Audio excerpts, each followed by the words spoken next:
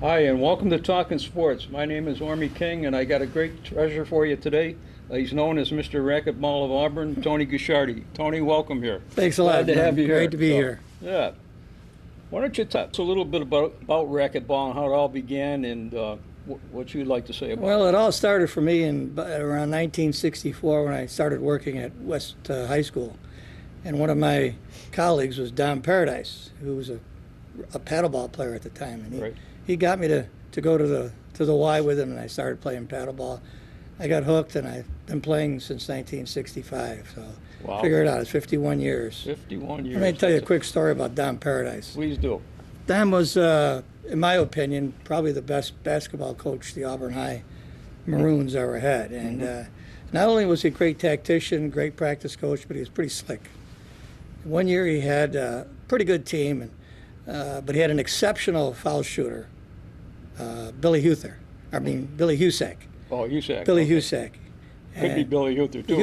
Huther was also very good, so, but yeah. a little older than Right. Billy Husak. Anyway, oftentimes during a game, if one of the lesser-abled foul shooters was fouled, Paradise would call a timeout. Bring the guys over to the bench, chit-chat a little while, send them back out, and Husak would go to the line. Every time. He did it about 15 times in my experience. Never got caught. A beauty. Anyway, that's my Don Paradise story. Billy Husak was one hell of an athlete. Oh, He's had a great career, too. He's So, great, yeah. great athlete. Quarterback, shortstop, Right. You name it, he's done it. So. basketball player. Yeah. So that's how I began in paddleball. And paddleball was the sport for quite a long time, for me, 1965 to 1981, when we had our last paddleball tournament, That was it. Yeah. and we Okay. transitioned to racquetball. Racquetball. Oh, that's great. Well, that's good. Let's see what we got for number 2 here. Do you have any memorable stories that occurred at the YMCA here in Auburn? Or? I've had a couple of memorable stories. One Okay. that sticks out, it's probably the early 70s, and we were in a paddleball doubles tournament, and my partner was George Shaler, George that Shale. renowned barrister. Okay.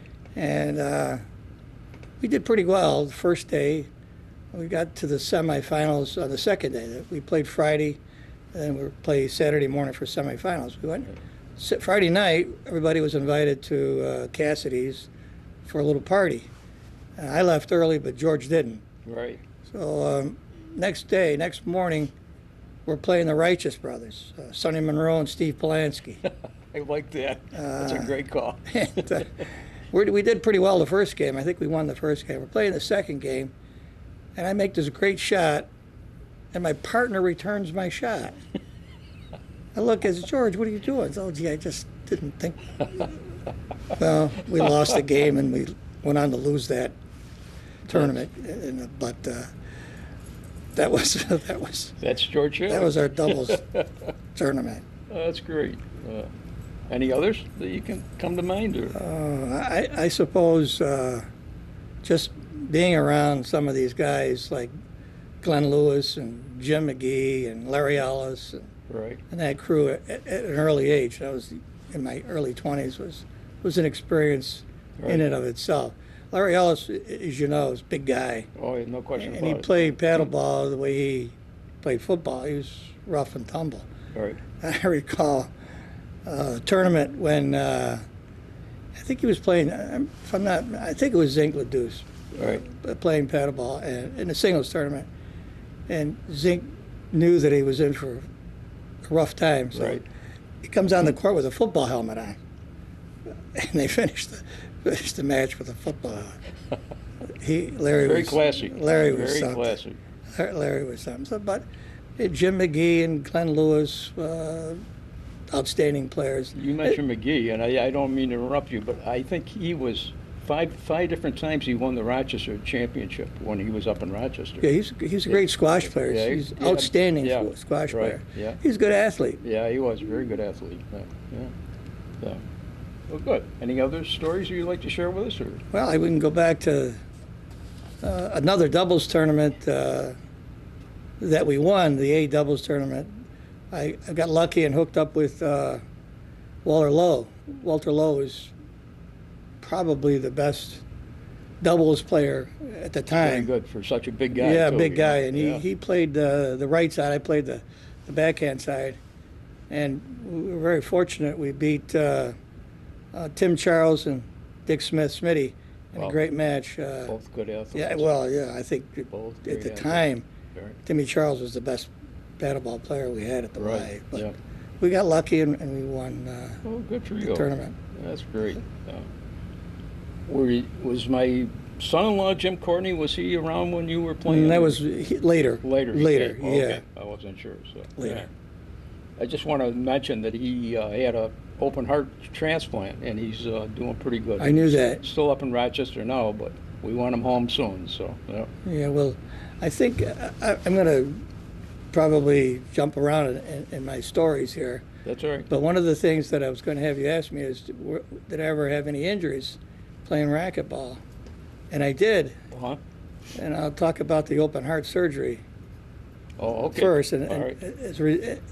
my open heart surgery was like a warning to a lot of people. And one of those people Jim. was Jim Courtney, Right. who went and was tested, and he found out that he had a problem. Right. Anyway, I was playing racquetball probably 5 times a week in the middle 90s. And one day I'm playing racquetball and my heart starts to beat really fast after about 2 points. Isn't right. So Right. it happened the next day and it happened the third day. So I decided maybe there must be something off here. So I went to Wegmans and took my blood pressure. It was about 200 over 100. Wow. So I didn't believe that, so I went to Tops the next day, did it again, same deal. Ended up in the hospital with Dr. Gadashala. He sent me to Syracuse, and long story short, I had open heart surgery. In Syracuse? In or- Syracuse, a yeah. five bypass. Actually, I had open heart surgery twice, Twice. 1996 and 2009. Anyway, after the first open heart surgery, I'm back to the Y playing, and the guys asked me, when you went to the heart specialist, what did you tell him? I told him I was playing racquetball. I was playing with Dr. Traver, and I wasn't really worried. And the doctor says, no, that's He was not- a good guy, Doc Traver Yeah. was. Yep. That's not going to help you being on the court with Dr. Traver in this situation. So the doctor says to me, well, what did you do when you experienced the rapid heartbeat? So I went to more ceiling shots, you know. So, and the funny part of it is the guys at the Y believe me. So, I like it. I like it. and the other injury, in 1984, I had an operation on my arm. I tore muscles at my right arm, and I was in a cast for 6 weeks. And I was in a soft cast for a couple weeks. So I started playing left-handed. Right. And 2 good friends, Sonny Monroe and Vigi, complied and played. They played against me left-handed. So I started to play fairly well. Right. So I entered the tournament, as a novice, Right. left-handed. So I win the first match, and then in the second match, like might have been a quarterfinal match, against Al Wilson, and he's calling me a sandbagger. I said, wait a minute, I'm playing my left hand. I'm right-handed. So anyway, he beat me, and that ended the criticism. So, but That's those funny. are 2 injury-related stories. That's funny. You mentioned Hungry Kraus, and he was a former coach of mine, and I played ball with him also. But we used to play together every now and then, and we both bounced our rackets off the wall and come and took out my 2 front teeth, took out Hungry's 2 front teeth, and cost us a lot of bucks. But I'm very fortunate. I had very Yeah. few. yeah, very that's the few. one dangerous thing you have to watch out for. So Yeah, kick well, back, you yeah. got to pick your opponents because Right. some Makes a are less dangerous than others. True. Oh, very true. That's great. Anything else? Well, I don't know what's the That's next Africa. question here. Uh-huh. See what I've else, whatever. Well, we can always come back. So, Yeah. Let's see. Did you ever win a doubles So that, tournament? we already just talked about that. All yeah. right. Okay. Now we'll go to the next one. Who were the best paddleball players in the 60s and 70s that you can recall? Well, I think the best paddleball player was Timmy Charles, but Right. Sonny Monroe and Jim McGee, Glenn Lewis, and Dick Smith, Right. Don Paradise. All good. They're all good athletes, All good. good players. You played in a lot of tournaments, but did you ever hear any swearing in any of the? Was there anything? I used to work the desk down at the YMCA, and I can't tell you the number of people would come down to me and say, "You better do something about those guys up there." Well, I don't know if you. Albie occasionally. Albie would swear. Use some bad words. Oh, that's hard to believe. I know it's hard to believe. But he kind of refined the swear word thing. He's a beaut. No, he's the guy who was the one who nicknamed a lot of the guys playing. For example, Jack Kavanaugh, who was a hard hitter, always a hard hitter. He called him Cannon. Cannon. Good He called Vigi Topo Gigio. And he called me Mr. Miyagi. I had a headband that one of the teachers who worked for me, right, from Seward, went to Japan and brought back one of those kamikaze headbands, and I wore it playing right golf, so he called me Mr. Miyagi. Jack Kavanaugh was one hell of a, for such a small guy, I mean, he really could put power to the ball. Yeah, I don't think there wasn't anybody that ever played with him or against him that don't have those welts on the back of their legs that turn into bruises. So. He's a hard hitter and don't take any prisoners kind of attitude. He don't take any prisoners, you're right. He was a formidable opponent, believe me. Oh, believe me. Yeah. He's still playing, by the way. Not many of us from that period of time are still playing. He's one of them. Yeah. Smitty's the other. At it. He never gave Smitty's it up. the other. Smitty is amazing. Vigi gave it up. Sonny can't play anymore. So right. There's just a couple of us left. Pete Tanzi still plays. Vigi gave it up. He doesn't play. He plays a little tennis. He now, concentrates more on tennis. Right. Yeah. I don't know if that's really what he should be doing, but that's what he's doing. Whatever. Who were the best players that you had back in the 60s and 70s? Well, that's without a doubt the guys that I just mentioned. Was the best, yeah. Okay.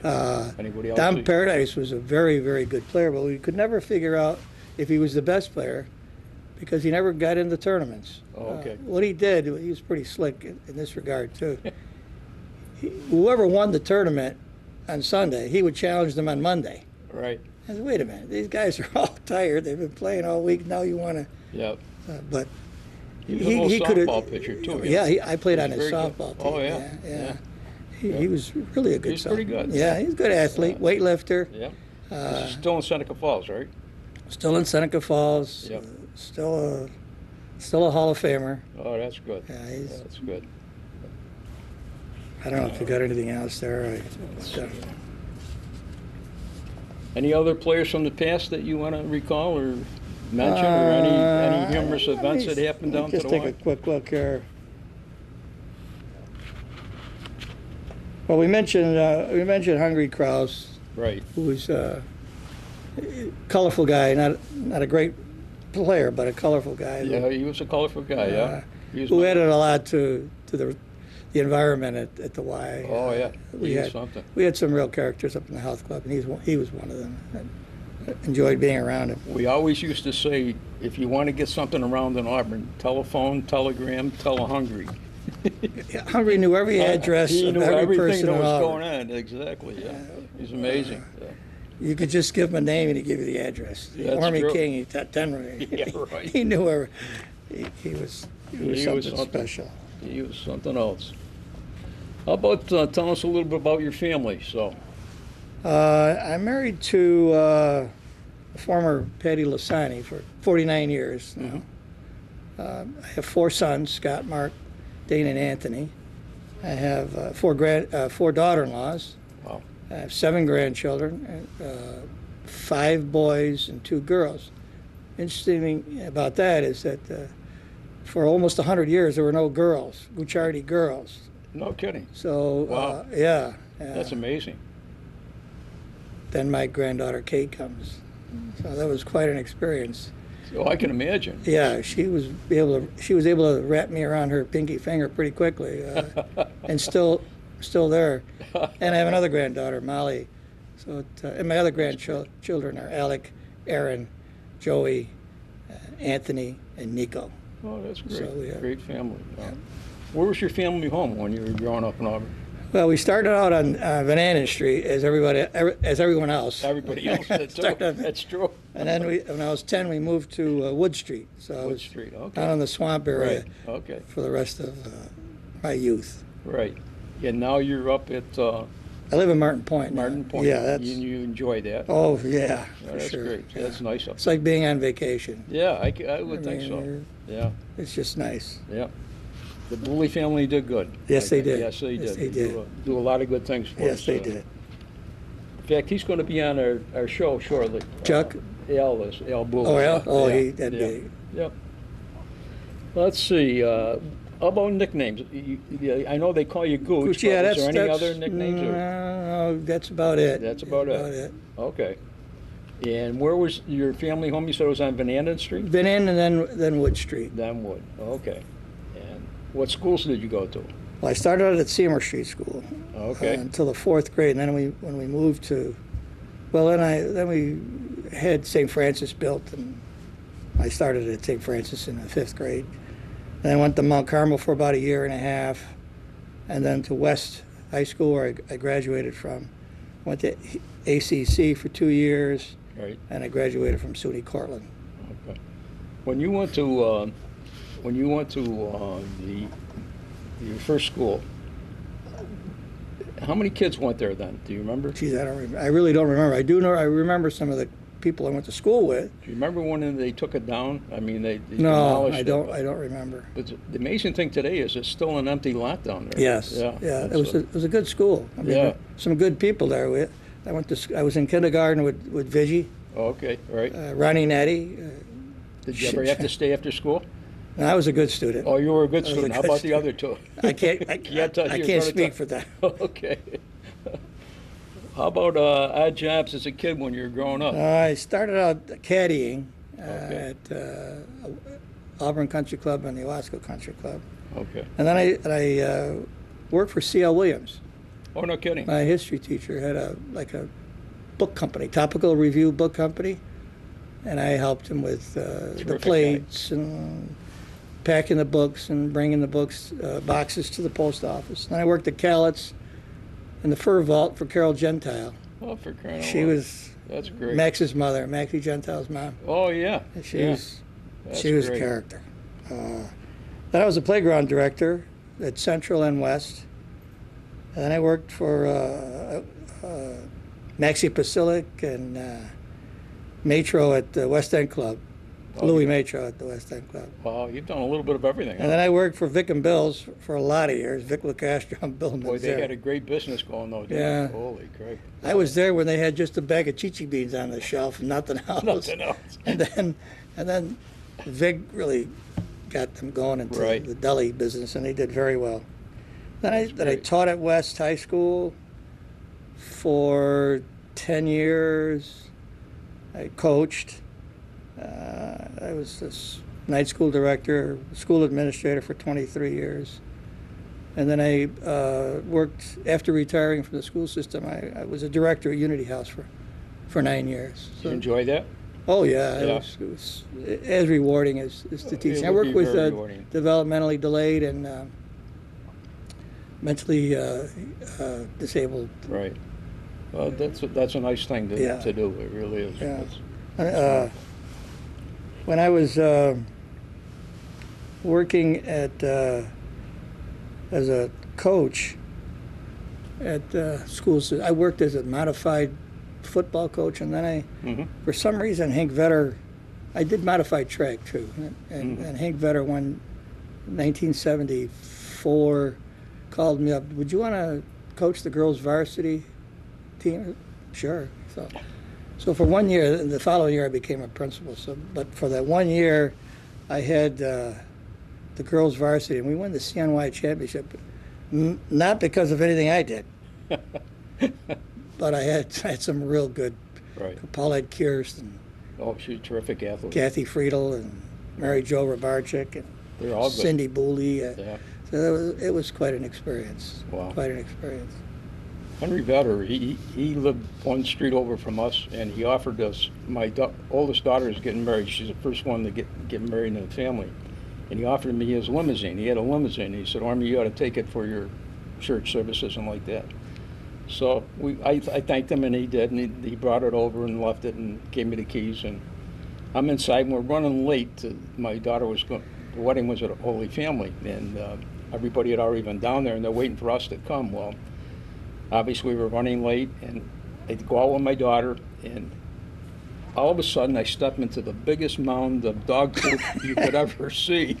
And all I could think of is if I step on the back of her dress trying to get in the thing. So I'm out in the lawn and I'm going like this, but I stink like hell. I can't get rid of this stuff. I ain't got time to go wash my shoes. So when I go down the aisle, somebody was kidding me about it afterwards. I said, I'm sorry, but it's the best I could do. Oh, well. I mean, how about some of your funniest moments? well, they're That you doing can a talk lot of them, about. but sports-wise, I want to just jump back. And, Sure. I was on the track team and the swimming team because of Ed Blatz, my Terrific gym coach. teacher. You know, he was really Yep. an important person in my life. And also because Dick Paulino was on the Right. two teams, and I was my best friend in high school. So I'm on the team. And the biggest thrill I had, not anything I did, but the biggest thrill I had was when we were at New Hartford Relays. Right. It was a track meet, just relays. And Auburn was doing okay. And we got to the 440 relay and the 880 relays. Those were the two highlights of the meet. And Chuckles Richardson was the anchor on both. Well, So we miss he Chuckles, runs- I'll tell you. Yeah, we do. Yeah. We're on the relay. The first three guys go off in the 880, and Chuckles is probably a third of the track behind. Mm-hmm. Maybe not quite, but really behind. Right. And I said, there's no chance. Doesn't he catch up and catch the guy and beat him at the line? Amazing And athlete. I was so excited. How can you top this? Well, we did. The 440 relay. We're behind in the 4, and it's a shorter race. Right. He's behind. There's no way he caught up. Yeah. Caught up and won. He was probably the greatest He set the school record for that. trackster Yeah. in Auburn. Yeah. He's a terrific guy. They just had his services maybe a week ago. Yeah, I was there. Yeah. I was too. Man, it was packed. It was unbelievable. Yeah, he's a good, Just a good terrific soul. guy. Yeah. Let's see. What are some of your funniest moments?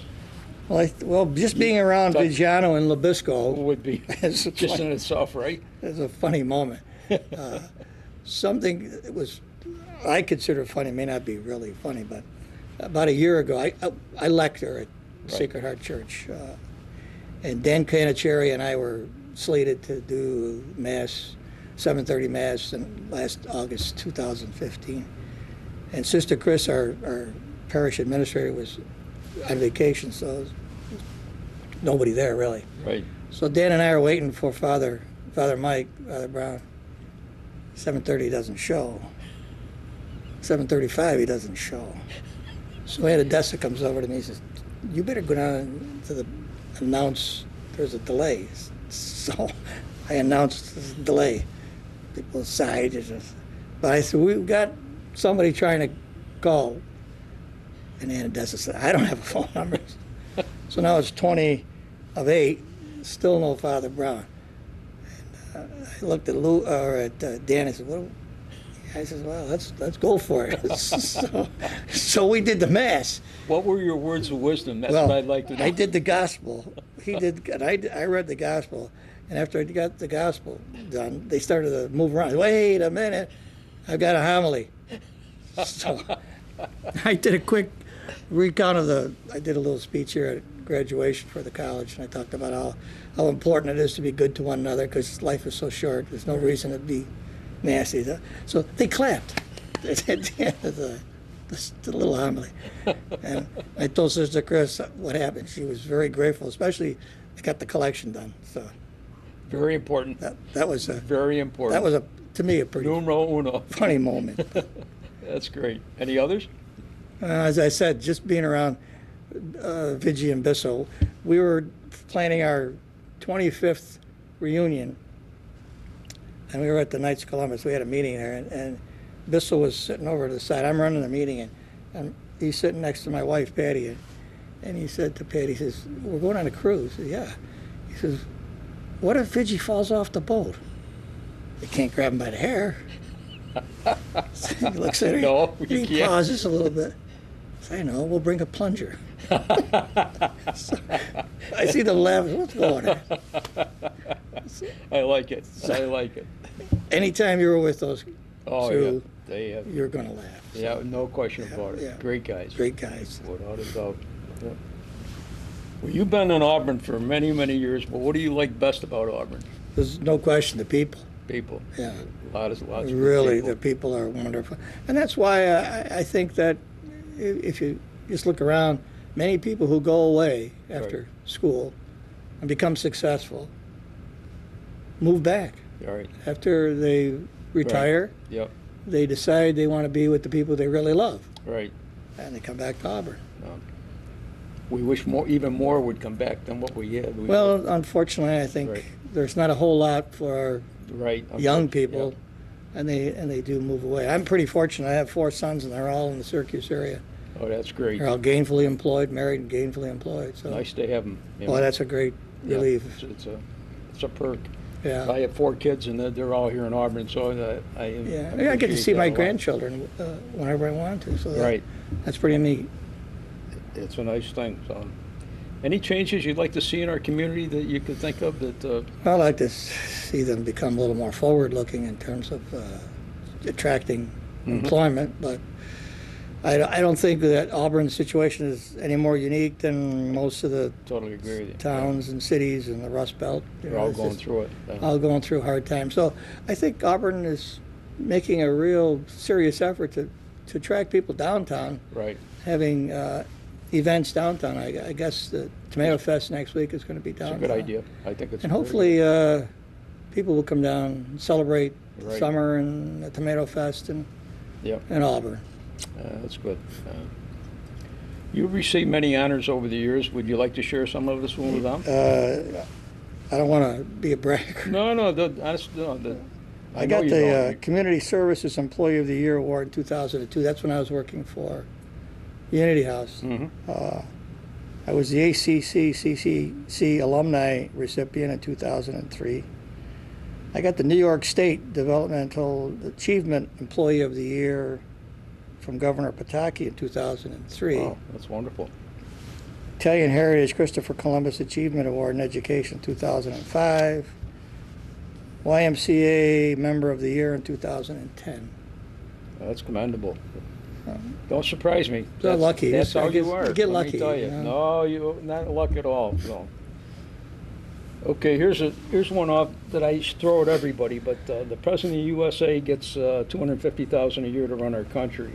We recently paid an athlete $337 million in baseball to swing a bat, and I just wanted what your take is on that personally. Well, it seems to me our values are a little bit upside down. Right. But I can't blame the athlete. The athlete, Right. No, it's if the athlete can get the money, oh yeah. you take no, the money. We I just agree. don't value other things as much as we value athletics. Right. And I'm not sure why that is, but people who work in research and looking for ways to cure disease, and Right. people who do good works all the time aren't rewarded the same way athletes are. All right. It's What true. disturbs me sometimes is the attitude of the athletes who, if I were them, kiss the ground you walk on. Making that kind of money to play a little kid's game Right. is just amazing. But Yeah, it is. It is amazing. I don't know what the answer is in that question. I don't think there is but an answer. There isn't an answer. As No, long that's the as problem, but as long as the consumer is willing to pay to see, and television is willing to pay, it's going to stay that way. all right. This recently we had this heroin problem. Everybody's got it, but what's your take? Is there anything? I just mortified at the fact that, matter of fact, I was talking to Vigi last night about this epidemic, and he was saying when we were kids, that didn't seem to be an issue. No, you're right. And as I look back, when we were kids, there were a lot of things that weren't an issue Right. then. But our society has changed, it's evolved, Yep. and I'm not sure if young people don't have the same kinds of values and beliefs that we had. Right. They seem to live more unrestricted. They Right. don't, Yeah. things don't bother them. For instance, we wanted to buy a car, we saved up. Right. Not now, you just get what you want when you want. Right. I had Sheriff Dave Gould on here recently, and he got talking about heroin, and two things that struck me was the fact that a lot of people don't realize it, but there's a charge back to our community for kids that get incarcerated off of this offbeat, and that figure is around $165,000 Wow. a year for each kid. So everybody that we deal with that has to be sent someplace to be incarcerated, that's our charge. And I don't think people understand that. No, That's a huge amount of your taxes. There's a human cost and an economic cost. Right. Yeah. Both are serious. Yeah. They're very, very serious. So that's no question about I it. don't know what, again, I don't know what the answer is. That question is more difficult than the one about athletes being overpaid, I think. Oh yeah. It's Yeah. a question of society having to deal with something that, Yeah. to this point, have been unable to deal with. The other figure on that was the fact Dave told me that they had 17 kids that died last year from heroin overdose. And the time that when he was on the show, he mentioned that within 2 days they had 17 kids that overdosed on heroin in Auburn, New York. Now I don't think people realize that. No, how severe it is an epidemic. It is an epidemic. And So and I sure hope we can do something. I don't know how we would instill that fear factor in young people so that they would be afraid to do those kinds Right. of things. But evidently, the high is more important than the fear at this Yeah. point. Yeah, fears that way. So, what do you miss most about Auburn and how it's changed over the years? Anything in particular? Catherine's Restaurant, Catherine's Restaurant. Boy, that's going back. best Texas hots Oh, weren't they this world has fantastic? ever known. Isn't that amazing? Yeah, A Mohegan, lot of people don't remember Catherine's Restaurant. but I Mohegan's do. Green Puffs. Yeah, amazing. Just the downtown, the Downtown. downtown in general. Yeah, we had a great downtown. Oh yeah, it was. I did a piece on downtown, and it was Hugh Casey and Bob Orman. They were both retired cops, but they asked me to do it, and I did. And they went on to tell me that they had the beat downtown, the two of them, and they would have to go door to door, and also do the front and the back doors of 258 businesses downtown to make sure they were locked properly and everything else. Now, I don't think we were coming too very close to that 258 places 250, downtown. maybe 50, maybe not even 50. But it's kind of scary. It shows you the loss. Yeah, well, Everything changes. we didn't have shopping malls, and we Right, didn't, we yeah. didn't have access to those big centers of discount centers, et Sure. cetera. So everything was done downtown. Yeah. My mother was downtown every day. She worked at the VA office, Mhm. and so she did her shopping after work. She'd stop to Mohegan. Now, You walked home. Where'd your dad work? Where did he work? He worked at the IH, as IH. everyone else did, and he worked. Then after the IH left, he went to Elko, as everyone else Right. did. Oh, good. That's good. Both nice people. Yeah. Yeah, we missed him. Yeah. My father did very well. He lived to 93. You'd sign up for that one. He was independent. He was in his own apartment, drove until the last week of his life. So That's great.